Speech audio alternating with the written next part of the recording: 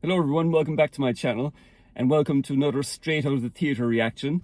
So I just got out of the theatre after seeing Top Gun Maverick and wow, this movie was absolutely amazing. You know, for the last 2 years when I've been going to the cinema since the cinemas opened back up again after the pandemic, or during the pandemic I should say, the trailer for this movie has been playing at every single film I've seen. And it just got annoying after a while, you know, when you go to the cinema. When I was going to see a movie, so to see the movie finally come out, and I mean, I love the original Top Gun, but now that it's finally here, and after waiting so long to see it, I mean, more the fact that it's been over 30 years since the original, 35 years actually, but then it got delayed by production delays and delayed by the pandemic. I'd almost forgotten about it after a while, or I just kind of disregarded it because I was so tired of seeing the trailer and so tired of seeing the delays. But now the film has come out, and wow, this movie is absolutely amazing. I mean, it's a fantastic follow-up to the first film. And the great thing about it is that you don't need to have seen the first film, you know? I mean, it stands on its own. But like, I'm not going to give any spoilers here, but basically it's all about Maverick coming back and training a new generation of fighter pilots. And, you know, it's in this age now, I mean, we haven't seen fighter pilot movies for a long time, and I think part of that, and they bring this up in the film as well, that, you know, drones have really taken over, you know, AI have taken over in terms of warfare, and there's this theme in the movie about fighter pilots in danger of becoming extinct because it's all going to be taken over by computers and drones and whatever. But the flying sequences in this movie are incredible. I mean, like, they were very impressive in the first movie, but in this, these days now, Tom Cruise has to do everything for real as usual. So that's really him in the cockpit of these fighter jets. And what I love about this movie is that I'm sure there are computer graphics used, but it looks so real, you know? Just seeing it on the giant screen, and you really feel that you're in the cockpit of these fighters, and you get dizzy after a while with all these great flying sequences.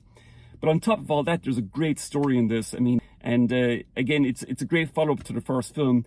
And again, you don't need to have seen the first film, but it really does help if you do. But this film does stand on its own, and there's a great storyline to it, and there's a few surprises in there.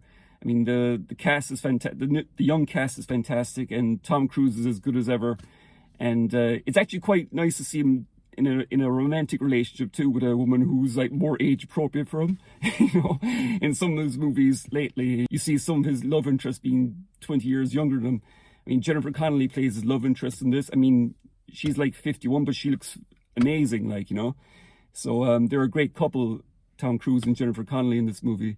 But there's also a great storyline, and this isn't a spoiler, of Maverick teaching his late friend's son, whose nickname is Rooster. I mean, if you've seen the first film, I don't want to spoil it in case you haven't, but like, but Maverick was friends with this guy called Goose, and in this movie, Maverick kind of teaches that guy's son, whose nickname is Rooster, to fly in this mission.